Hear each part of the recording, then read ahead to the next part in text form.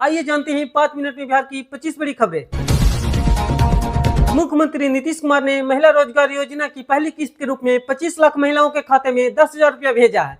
चुनावी मौसम में इसे महिला वोटरों को लुभाने की रणनीति भी कहा जा रहा है। विपक्ष इसे चुनावी रिश्वत बता रहा है। गंगा किनारे 3 मेगा रोड प्रोजेक्ट की मंजूरी दे दी गई है, जिसकी लागत करीब 17,000 करोड़ रुपया है। इससे उत्तर और दक्षिण बिहार का कनेक्शन बेहतर होगा। सरकार का दावा है कि रोजगार भी बड़े पैमाने पर मिलेगा। भारी बारिश और आंधी के चलते मौसम विभाग ने कई जिले में रेड अलर्ट और ऑरेंज अलर्ट जारी कर दिया है। कैमूर, भागलपुर, नालंदा और पटना में बाढ़ जैसी स्थिति बनी हुई है। ग्रामीण क्षेत्र में कई सड़कें डूब गई है।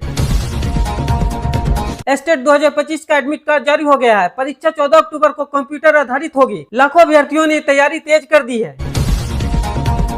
पटना के पालीगंज में एक परिवार के 3 सदस्य मृत पाए गए हैं। शुरुआती जांच में फूड प्वाइजनिंग की आशंका जताई जा रही है, जबकि पुलिस ने सबको पोस्टमार्टम के लिए भेज दिया है। चुनाव आयोग ने मतदाता सूची में बड़ी समीक्षा की है। मगध में सबसे ज्यादा नाम जुड़े हैं, जबकि सीमांचल में हजारों नाम काटे गए हैं। मृत मतदाताओं को हटाने का काम भी हुआ है। एनडीए और महागठबंधन ने महिला वोटरों को लुभाने के लिए योजनाओं का ऐलान कर दिया है। एनडीए स्वरोजगार योजना दे रही है, जबकि महागठबंधन नगद 2500 रुपये मासिक देने का वादा कर रही है। महिला वोटरों पर दोनों की नजर है। भागलपुर में गाय तस्करी केस में एसआई और एसएपी के जवान सस्पेंड कर दिए गए हैं। एक वीडियो वायरल होने के बाद कार्रवाई हुई है।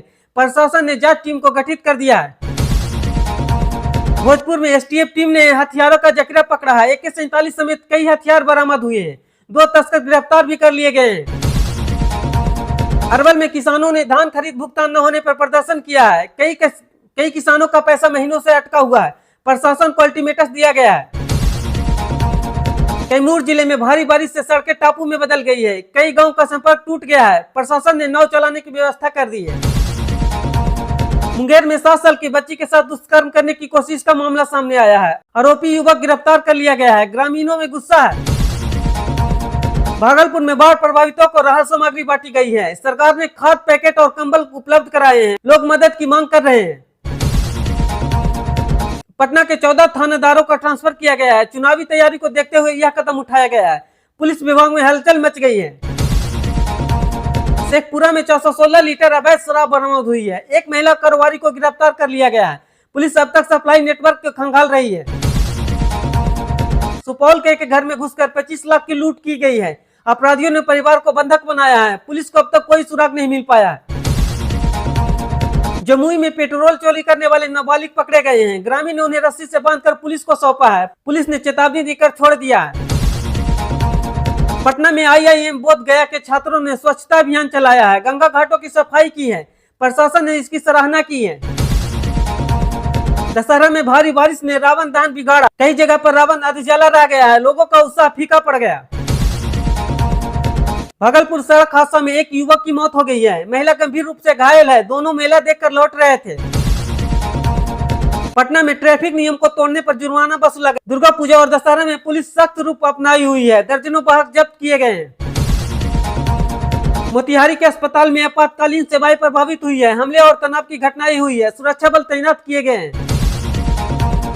पटना में एक युवक ने गंगा में छलांग लगा दी है। आर्थिक तंगी को वजह बताया जा रहा है। SDRF की टीम ने सबको बरामद कर लिया है।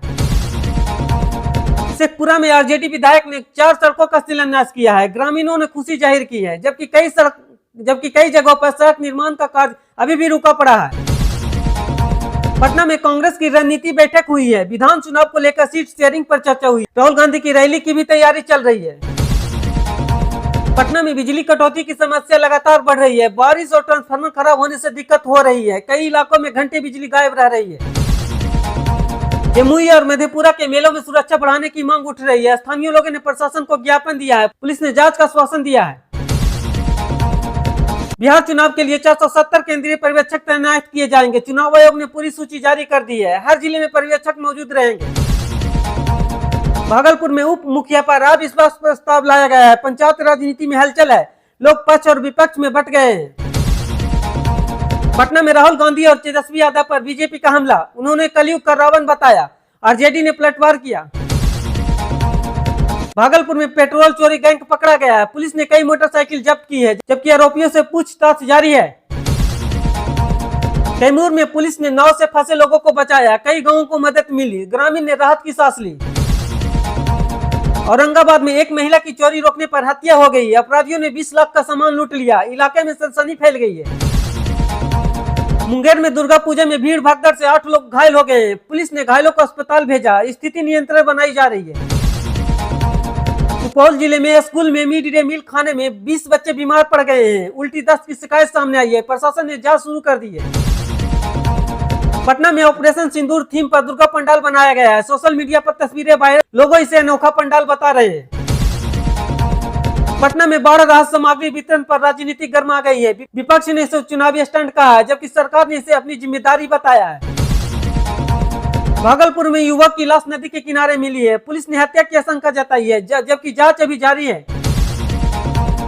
मधुबनी में ट्रैक्टर दुर्घटना से 2 लोगों की मौत हो गई है, ग्रामीणों ने सड़क जाम कर दिया है, पुलिस ने समझा बुझा कर रास्ता खुलवाया है।